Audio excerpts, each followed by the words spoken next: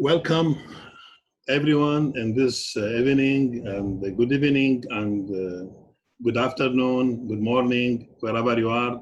Let me welcome our speaker, Mr. Yasir Saeed from Portland State University, and he will talk about very important topic. It is the use of FRP in strengthening and repair of the material. Yes, I'm sorry, the webinar will be in English because we have some of the attendees do not know the Arabic language. They are from outside Iraq, so this webinar will be in English. And I hope that you will join this webinar. So let me welcome you again and welcome Mr. Yasir Mohammed Saeed. And I ask him to start his presentation with a brief introduction of his contribution. I know he published or did a lot for ACI publications, so I want to mention that in the beginning of his presentation. So welcome again, and I hope you will enjoy this. And please mute your microphones and put any question or comment in the chat box.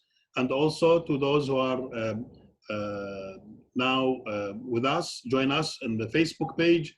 Please, you can put your questions or comments in the comments. So welcome again, Yasir, and you can start now.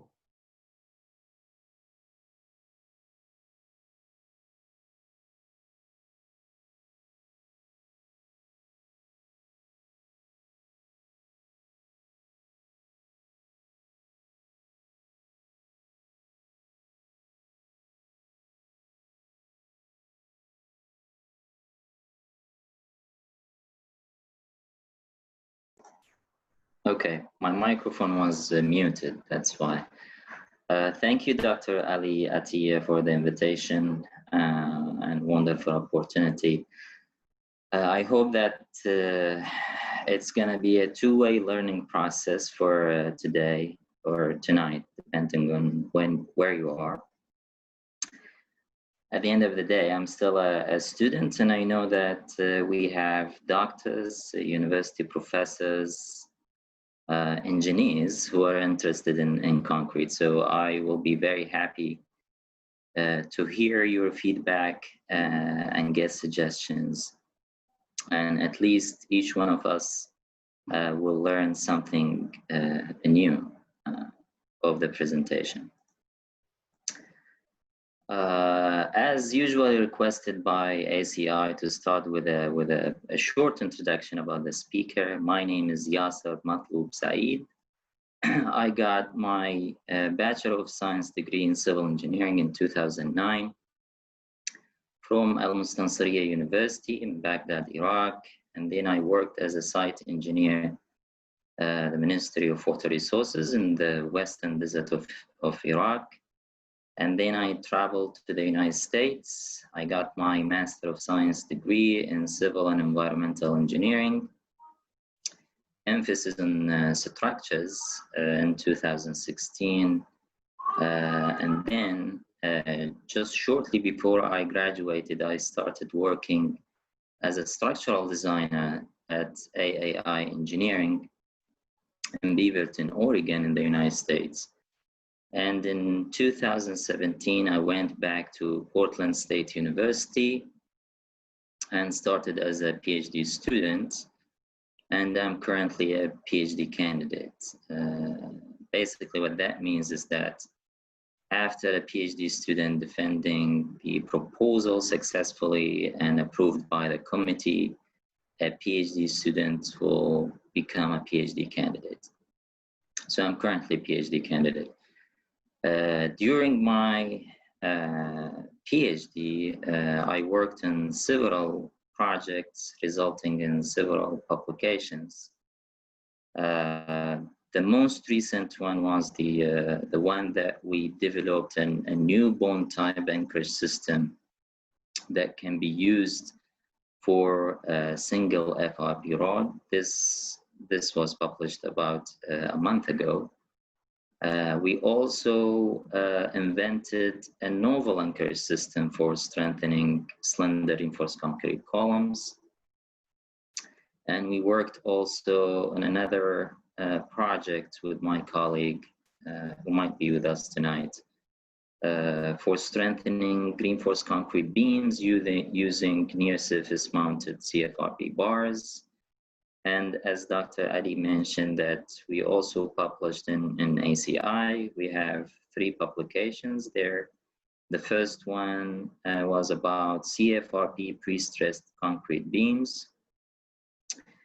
And the second one was about strengthening reinforced concrete columns in shear, this time using CFRP laminates. And the last one was strengthening the beam column joints. This study focused on the joints of beam column. But based on my discussion with Dr. Ali, it seems that ACI is more interested to hear about my current project, which is the PhD research project. This has not been published yet, but we're still working on it. And this general topic right here includes, let me just hide the floating control, okay. It includes 3 interrelated topics. We have retrofit, repair, and rope anchors. And somebody might ask, how could a PhD dissertation have 3 topics instead of 1 big topic and just the classic one? So the format of the dissertation, we can do the classic one, we can do the monograph format, which is basically focuses on a single subject, and that's what we typically do in Iraq. But in the United States and some other countries, we can also do a multi-paper format for the dissertation, for the doctoral degree dissertation, which is basically a compilation of papers that don't have to be closely related to each other, but there should be a common introduction and conclusion chapters that link the papers together. And I hope that at least 1 university in Iraq try this format and see if they like it. I know that we have professors from Iraqi universities in our meeting today, so I might get your feedback on this one at the end of the presentation. So going back to my topics of the dissertation, so we have 3 related topics. In my case, they are very related to each other, but because they are all dealing with strengthening or repairing of reinforced concrete columns. The terminologies that I use in the topics, retrofit is to strengthen before damage, repair is to strengthen after damage, and whether we are doing retrofitting, strengthening, or repairing, the FRP that is used in the longitudinal direction, we would have to have some way to anchor it, to transfer the forces to the foundation or to the joints, depending where the column is located. So for today's presentation, we will have a general introduction and then 3 parts. Each part will have its own introduction, methodology, and the observation, and the remaining work just to show you what we are currently working on. If we don't have time, we might eliminate this part, but we will see. So if you look at the introduction, you can see that we are dealing with strengthening and repairing of long reinforced concrete columns using CFRP. The techniques that are available for strengthening, we can either go with conventional techniques, or we can go with techniques that involve FRP material. The problems with conventional techniques that we will have undesired section enlargements of the column. And definitely we will have additional weight to the structure, which is bad for seismic. And that requires intensive labor if we do concrete or steel jacketing. And sometimes you will have construction limitations by the architect or by the owner. And this is very important. We will, by adding concrete or steel jacketing, increasing the section of the columns, have additional weight that will increase the stiffness of the column, and that will attract more seismic forces to that specific element that we are strengthening, and definitely corrosion. The advantages of using CFRP or FRP in general, they have superior tensile properties, especially if we are talking about CFRP. We can do it very quickly. The ease of construction, and also we can achieve the full strength very quickly. So we might install it today, for example, and we get full strength the next day. And lightweight, they are about 5 to 8 times lighter than steel, and that's a big advantage.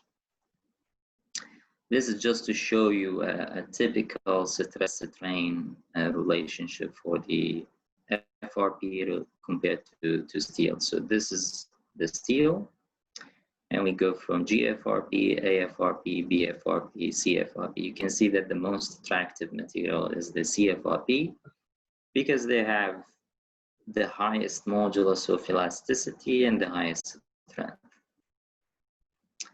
There are different forms of FRP, and the forms that we used in our project, we used bars or rods.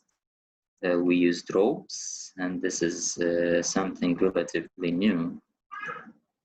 And we used sheets as well, typically sheets for confinement of the column.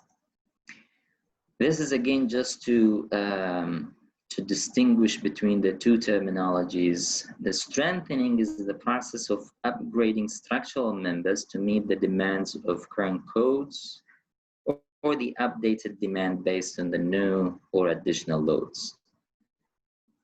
However, repairing is the process of repairing damaged structural members. So in repairing, we have already we have a member that's already been damaged, and we go there and repair it.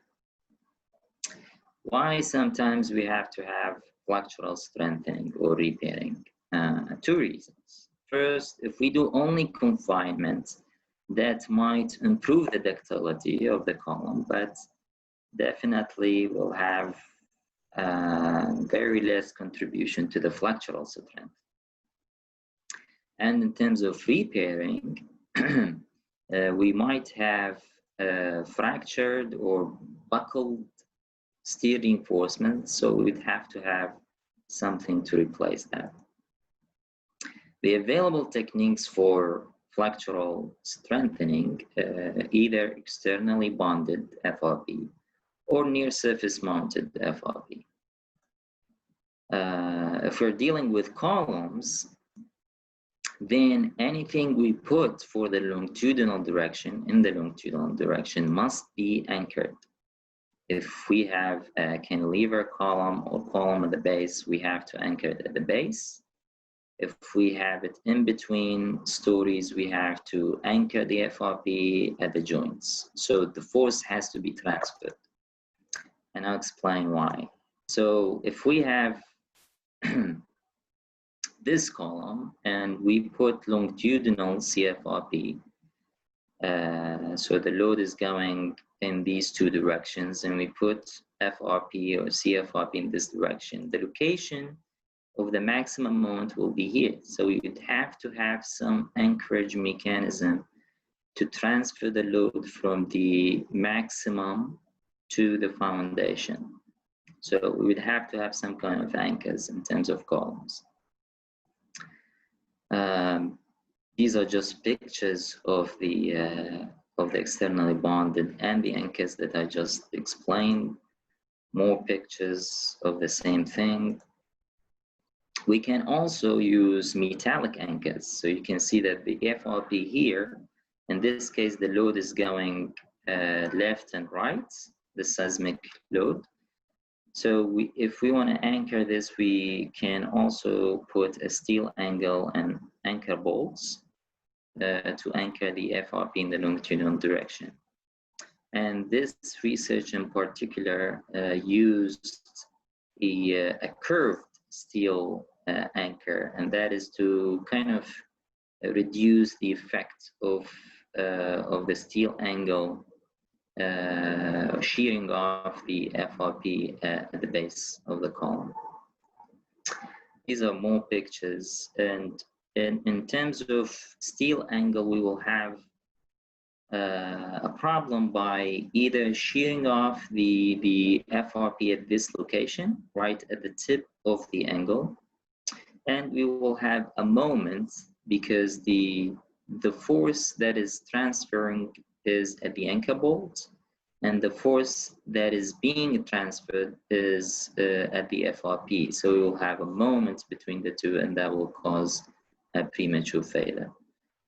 To kind of reduce the effect of this phenomenon, a researcher used a steel tube and had the anchor bolts going in 45 degrees. But you can see how complicated things can get with using this type of anchor right here. And this explains the moment that I explained for if you're using anchor bolts, steel angle, and FRP. And very recently, we published a paper proposing a novel anchor that eliminates the effects of the steel angle. So it's a combination of steel tube, PVC, and FRP anchors, but I don't want to go into details of this one. But if you want to know more, you can go to this publication. You can also email me, and I can, if you don't have access to Elsevier publications, I can email you the paper that talks about this novel anchor. If we want to go with, not with externally bonded CFRP, but with near surface mounted FRP rods or bars, then we would have to anchor the bars using holes and epoxy. But these holes would have to be parallel to the direction of the bars, because the bars are not flexible. We can't bend it. So these have to be, the holes have to be straight and parallel.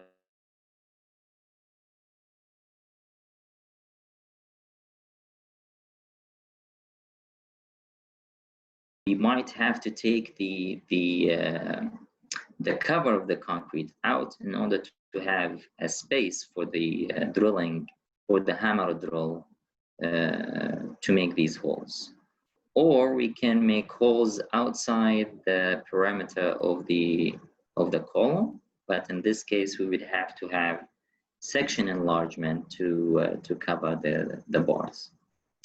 Another method, we might have like the grooves and then start digging from the outside with the drilling, with the hammer drill, and then go inside to make a space to fit the bars inside, and that might involve, you know, hand work as well. It's not very easy process, but sometimes we have to go with this because we don't want to go with section enlargement, and we don't want to demolish all the concrete cover. So we have to go with this method. And I'm here just explaining what I just said graphically. So if we have a column and we have two bars that we want to put as near surface mounted FRP rods, then we would have to bring a hammer drill. If we put it this way, the the holes will be right here, not in the location that we want. So we would have to actually start digging from the outside until we get to a room that we can fit the bars inside. So in this case, we'd have to take all that concrete out and then insert the bars and then fill that with epoxy. To kind of use maybe an easier method, why don't we use the ropes? The ropes are flexible so that we don't have to have straight holes at the base.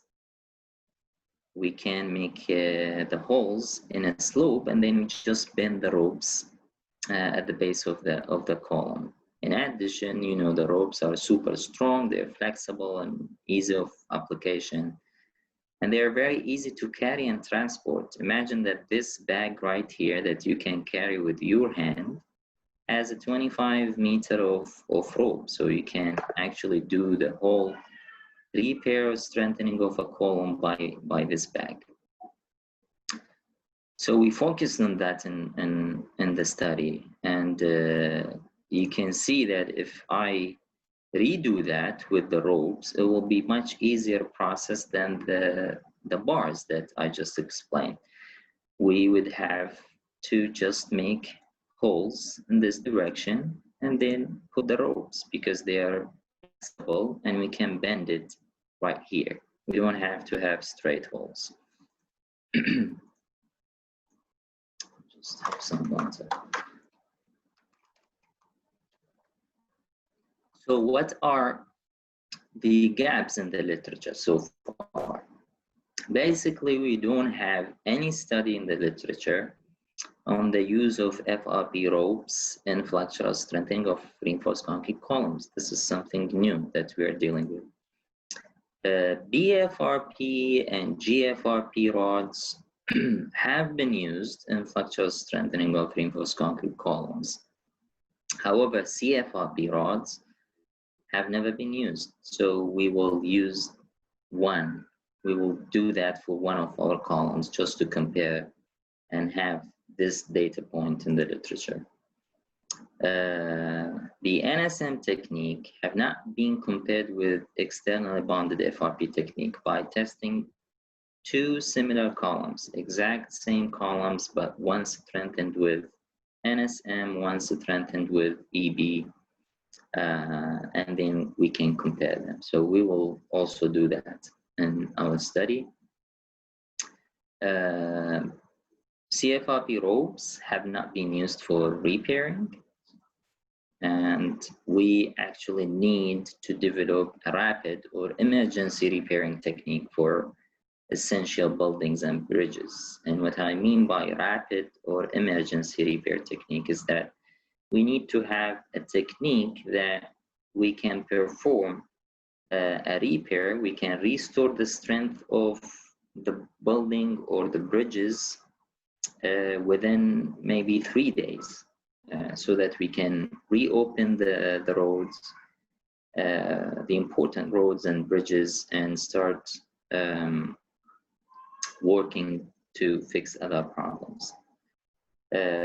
Anchors, we don't have any information on the FRP anchors made from CFRP ropes, and we don't have models.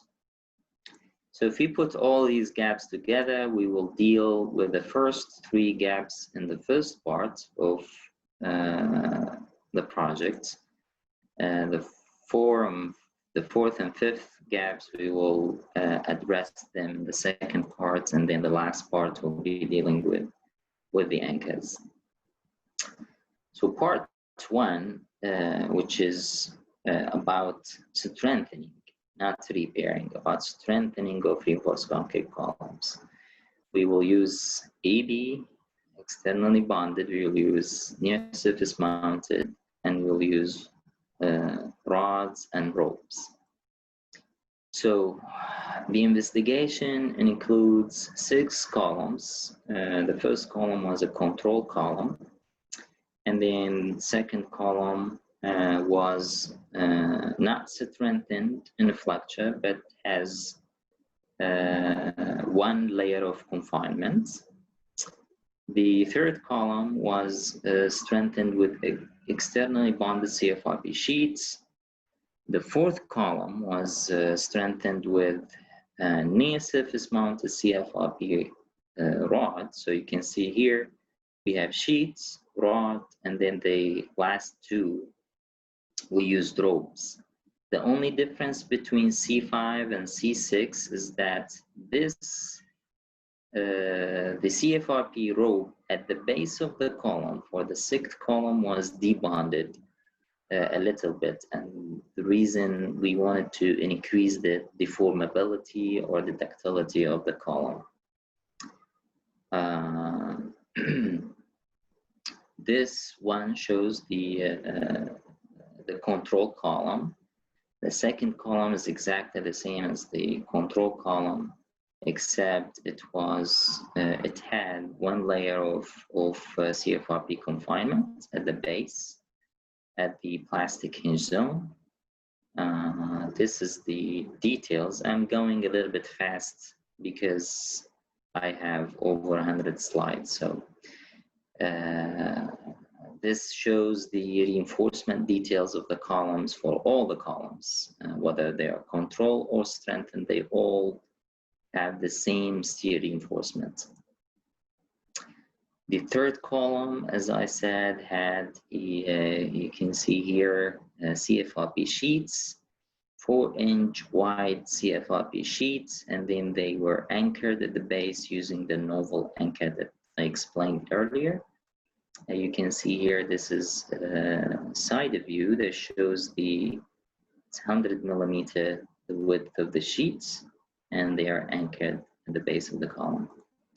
The fourth column was strengthened with near surface mounted CFRP rods. You can see that these are the grooves and the rods or the bars, and they were anchors with straight holes at the base. And we have the confinement, the CFRP confinement at the base or at the plastic hinge zone. Dimensions of the grooves and holes were based on the recommendations in the literature, and we took also into consideration recommendation by ACI. These are pictures. You can see the grooves and holes, more pictures of the drilling process. The fifth column, we used ropes in these columns, so you can see that we have the holes in a slope, and that this one was much easier than the roads because we don't have to do a lot of efforts. We just have to have an inclined holes, and then we install the ropes. This is how it looks like. And that shows the angle of the holes that we used to anchor the ropes, and the average angle was 7 degrees. And based on the literature, any angle less than 15 degrees will not have significant effect on the pull-out strength. The sixth column, as I said, is exactly the same as the fifth column, except that the CFRP rope at the base for 150 millimeter was debonded here. And the way we debonded that, we use a plastic sheet right here. And just to make sure that everyone understands this, we only debonded the CFRP rope that is going in the longitudinal direction. So these will be eliminated. We will just keep the plastic that is underneath the rope right here. And that the reason is to debond the CFRP rope from the concrete so that the rope can deform independently, independent of the concrete. These are pictures after the we installed the ropes. You can see the strain gauges here that were installed in the ropes. And in the gap that is between the rope and the next layer of CFRP was filled with silicone. Here I included the material properties for concrete, for steel, for CFRP, just typical material properties for each material. This is the way we test the columns. You can see that using an actuator, and the axial load with another hydraulic ram with loading cell measuring the load, and LVDTs and so on.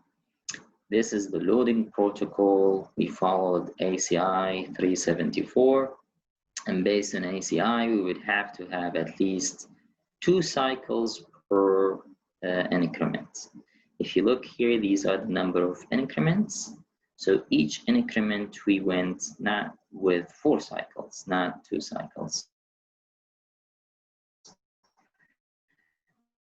So each increment the same displacement up and down until we got four cycles, and then we increase the displacement based on the yield displacement. So here we will have half the yield, and then 1 yield delta y, and then 2 delta y, 3 delta y, and so on, until we break the columns.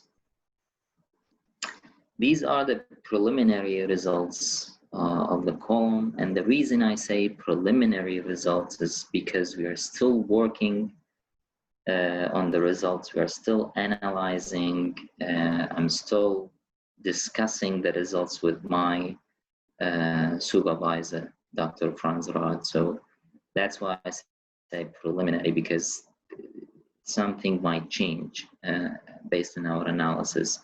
But these are kind of close to the final results. And the important thing in this table, you can see that this is the percentage of enhancement in lateral strength.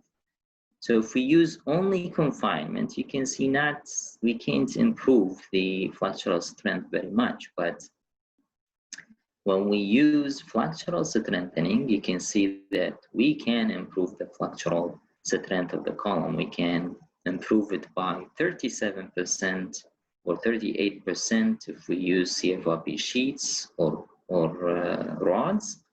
And we went to 60% improvement when we used near surface mounted CFRP ropes. And this should be the same, except the column failed earlier because we think that the area where we debonded the CFRP should have had more confinement to prevent the FRP from buckling. So we learned something new from this one, is that we would have to have more confinement if we were to debond the CFRP at the base of the column. Hysteresis curves for all the columns. You can see this is the control column. Very quickly, the strength degradation went from the maximum and start reducing very quickly. If we put confinement at the base of the column, we couldn't improve the strength very much, only 2%, but you can see that the ductility of the column increased significantly. When we use near surface mounted CFRP, externally bonded CFRP sheets, you can see that the force went up, and then we have a rapid failure, and that is when the CFRP sheets ruptured.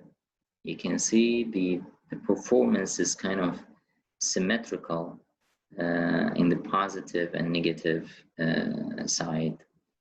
Using CFRP rods, we did not have a rapid failure. We did not have rupture immediately. Well, what happened here, you can see from the let me put laser, not necessary.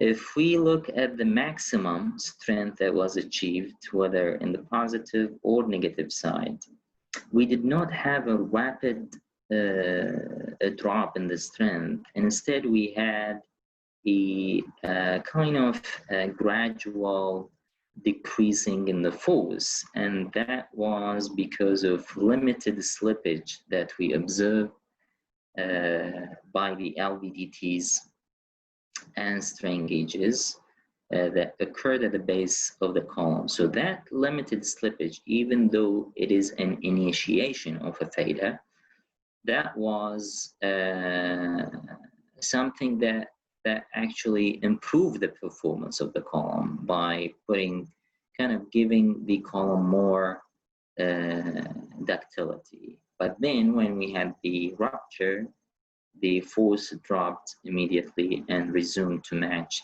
the behavior of the second column. Using the ropes, we have kind of in-between behavior. This is the maximum, and then the rope starts rupturing. So we start losing some of the fibers. So in the next increment, the force went down a little bit, and then we had a complete rupture, and then the force or the lateral force or the performance resumed to match the behavior of the column that was strengthened with CFRP confinement only. Same thing here, but you can see on the other direction we couldn't achieve similar behavior. And the reason, as I explained earlier, because of the buckling failure of the CFRP rope that occurred in the compression side of the rope. Just summarizing the results, both EB and NSM technique can be used to strengthen the columns. The limited amount of slippage that we had for NSM CFRP rods may improve the ductility of the strengthened columns. So we have to look into that in more details.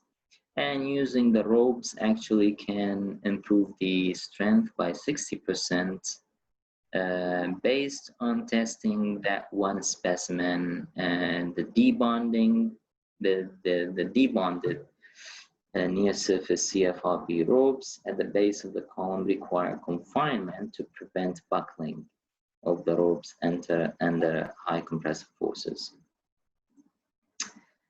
Remaining work, and the reason I show you the remaining work is for everyone to understand that this is an ongoing project.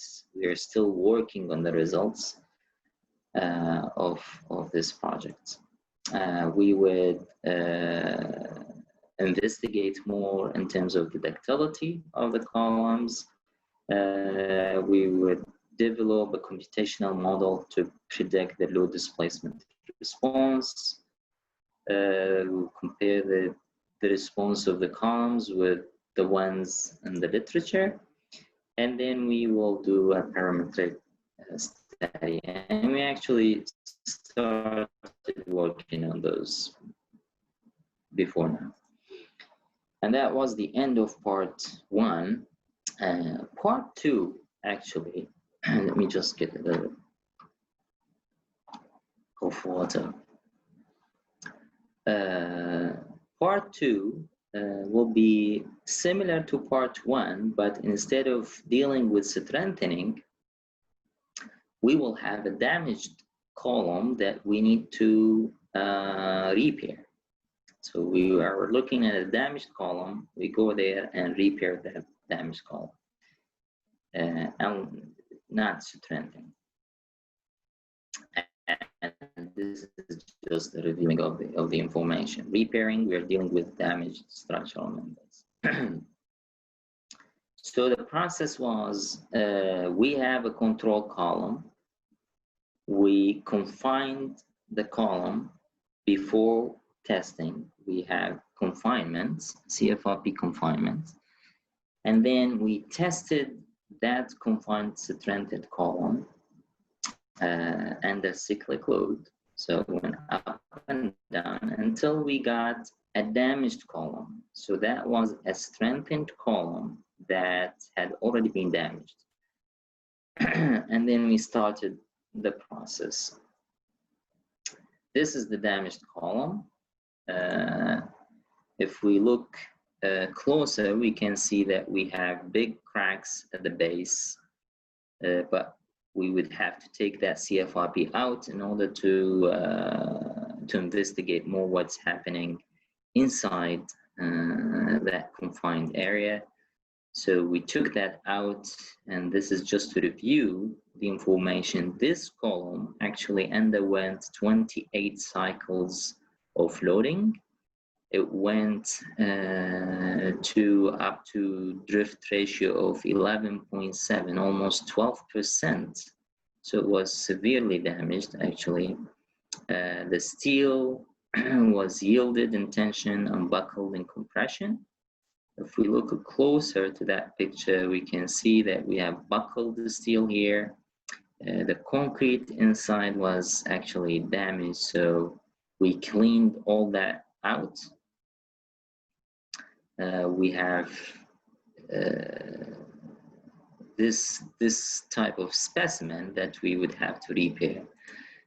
We went there, we put the formwork, we cast the concrete, we took cylinders. We used, since this is, again, just to remind you, this is a rapid repairing technique. So we need to do all this work and test the column in 3 days so that we can propose this methodology as a rapid repairing technique. So we used a rapid set concrete mix, and based on the manufacturer, using this mix, we can get 25 megapascal in 3 hours. So in 3 hours, we can achieve 25 megapascal, and that was very important. So we can start working on the strengthening process after 3 hours.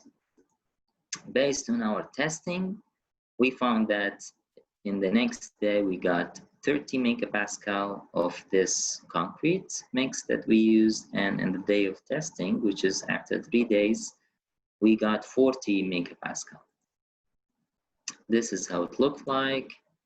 If you look here, this is the original concrete, and this is the repaired concrete. We made the grooves, the holes ready to install the CFRP ropes. We inserted the healthy 500 epoxy inside the holes. We painted, we painted the grooves with master brace epoxy. And this, you can look here, this is the rope that was carried by this gentleman. And then we inserted the rope inside the holes using a thin steel rod. You can see the epoxy, extra epoxy spelled out. And we filled the grooves with epoxy, and it's ready for the next step. We put the master brace P2000, preparing the surface for the confinement. Another picture, and then we put the master brace P3500, and then we install the confinement. So this column now is ready for testing. It has been repaired and ready to be tested and see if our method actually works. This graph here, just to show you the timeline of our method, started with straightening and cleaning of the column, and then the formwork, and then we cast the concrete, grinding, making grooves and holes, probe installation and CFRP installation, waiting for curing for the CFRP and epoxy. But the important thing here, look that we finished the repair process within 40 hours, and that is actually amazing. So if you have a damaged column, if you follow our proposed method, we can, around 40 hours, we can finish the repair process. And then we waited after that just for curing, and we tested the column in the third day. Again, preliminary results, we're still working on it, but look at that. Look, we have 68% improvement in the strength. So we not only restore the strength, and that is the main goal of the repairing process, is to restore the strength of the control column. So we did that. We restored the strength of the column, and we actually improved it by almost 70%. And that was actually very good and very promising results. Should have the same strength because we use the exact same CFRP in the two columns, except this was strengthened and this was repaired. This 8% in strength, we're dealing first of all with concrete, and concrete is non-homogeneous material, so this 8% difference is actually nothing compared to the concrete behavior. Also, this 8% extra strength might be due to the concrete strength that we used for the repair mix. Remember, the repair mix had 40 MPa compared to the concrete, the original concrete of 20 MPa. So that might have something to do with the 8% difference.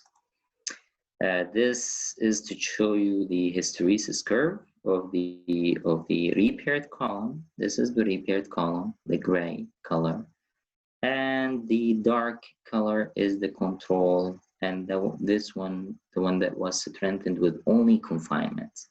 You can see that we restored the strength and we improved it by almost 70%, and actually the behavior in terms of ductility not that bad. We resumed to match the behavior of the confined column, which is perfect. What were the achieved goals? The achieved goals, the main goal was to restore the strength. We did that, and we also improved that by 68%, and we were able to do that in 3 days, which was great. The remaining work, you don't have to worry about these. That is only to tell you that I'm still working on analyzing the results, and we will add more to the results of this investigation. Let me see. Dr. Ali, do we still have time to talk about the FRP anchors?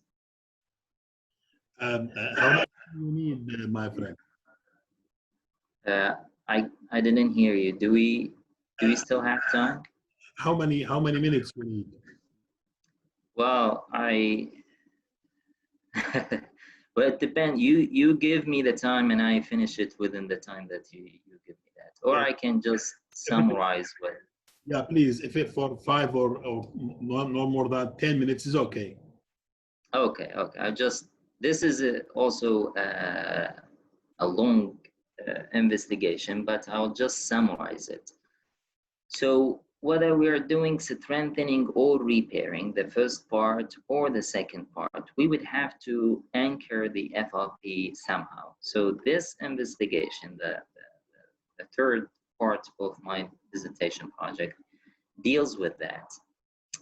I will skip these introduction about the anchors, but if you look here in the literature, we have actually tests on the anchors. We have only 3 tests. And the outcomes of these tests are listed here. We only achieve 60% of the FRP strength. So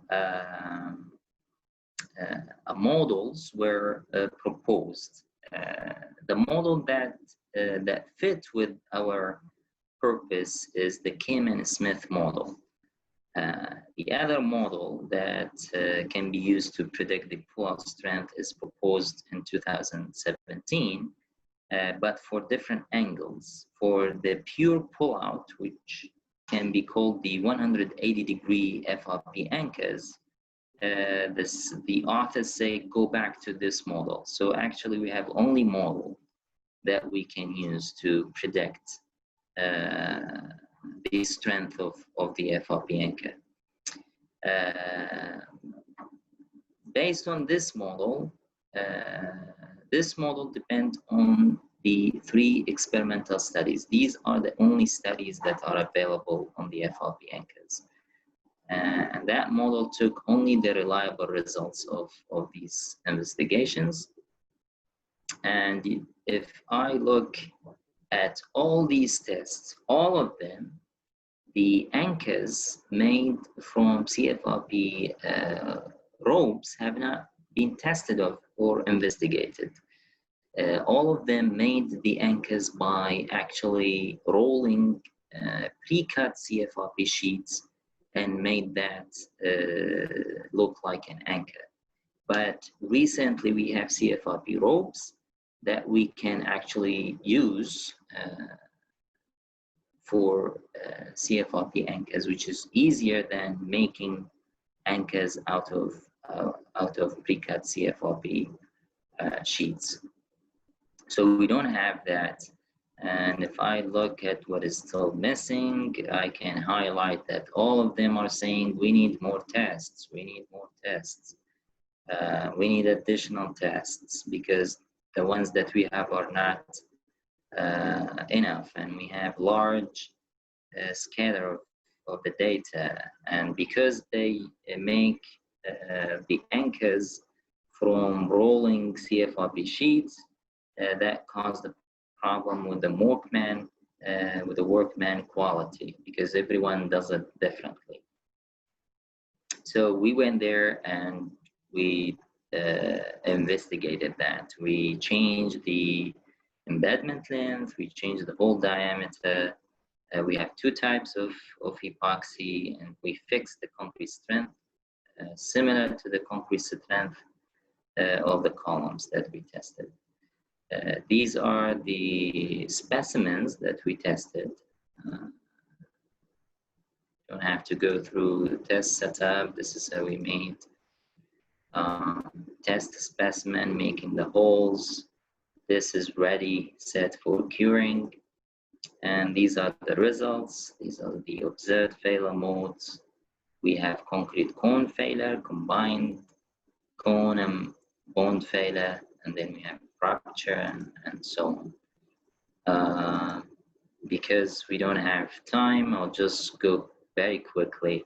If we look at the relationship between the pull-out load and the embedment length, we can see that in increasing the embedment length, increase the pull-out load. However, if we look at the average bond strength, increasing the embedment length actually decreases the average bond strength. Looking at the literature, including more results from the literature, we can see the same observation. If you look here, these black dots here is our study. you can see any study with embedment length larger than 100 millimeters is not available in the literature. We are the only one who included that investigation. And I included here just the ACI limit for deep bonding and the scatter of data around it.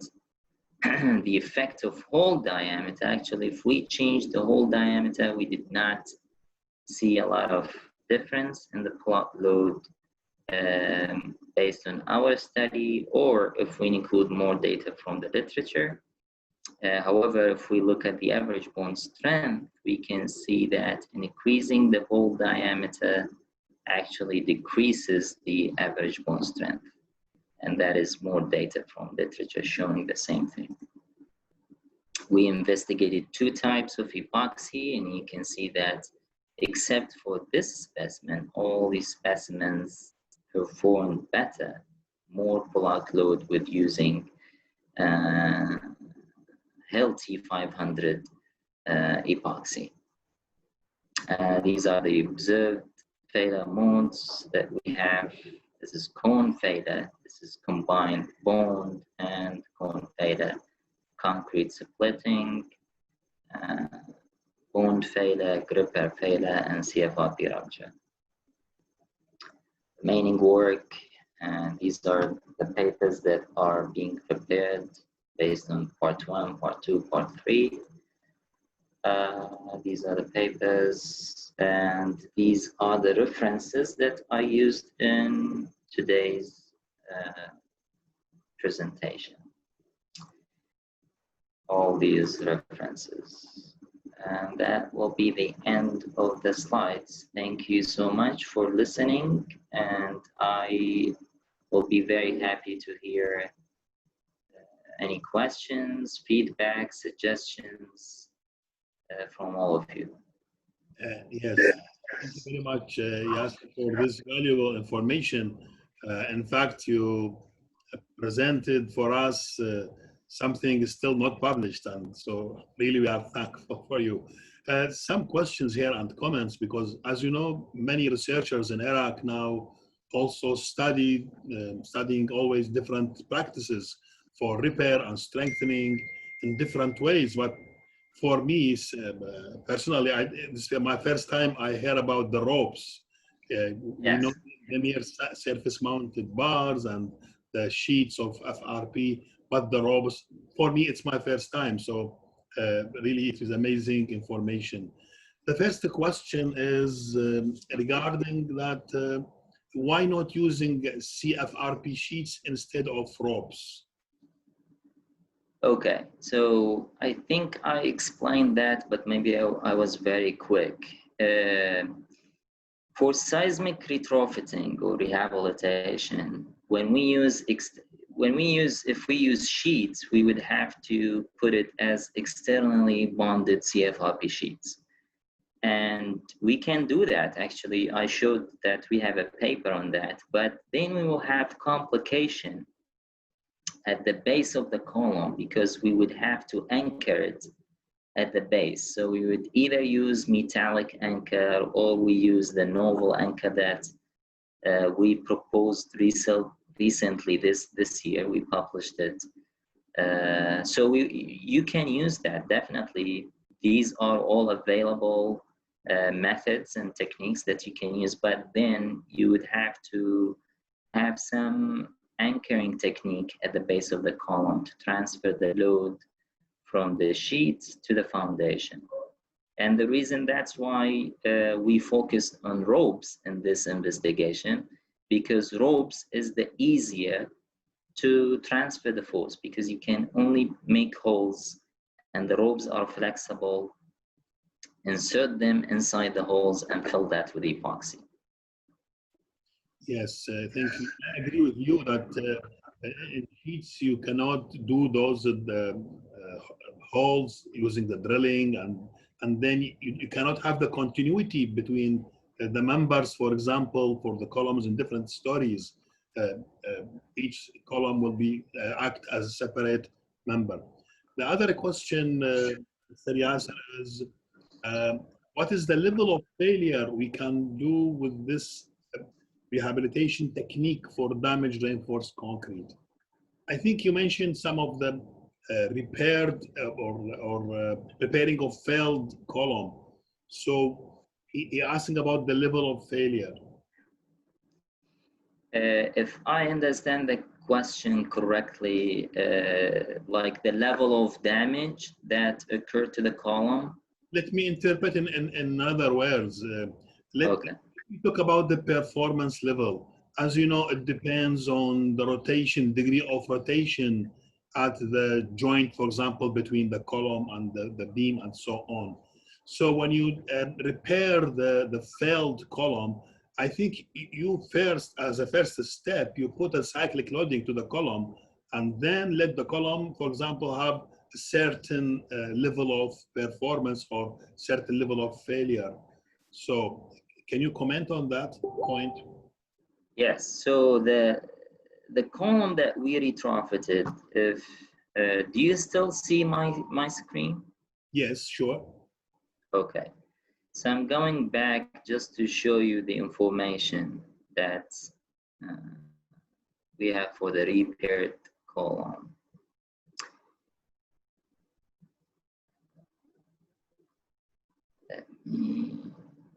So here, so when we looked at this damaged column, actually this column had already underwent 28 cycles of loading, and the maximum, I mean, we pushed that column all the way to have 12%, the drift ratio up to 12%.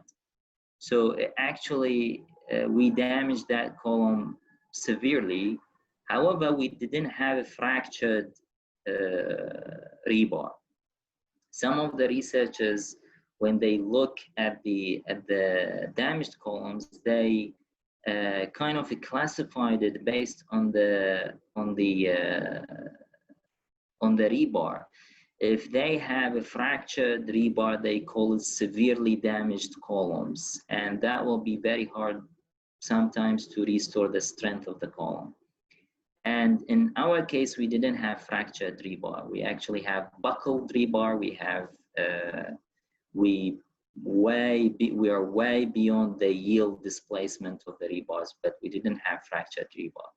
And our intention, because this is a rapid repairing technique, our intention was only to restore the strength.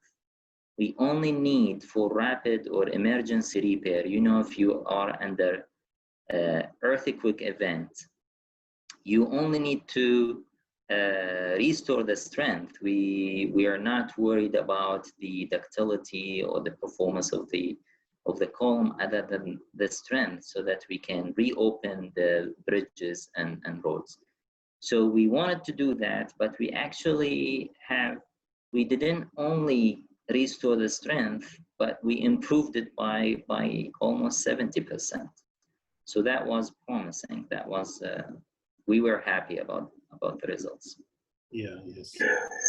The other question is from Facebook now page.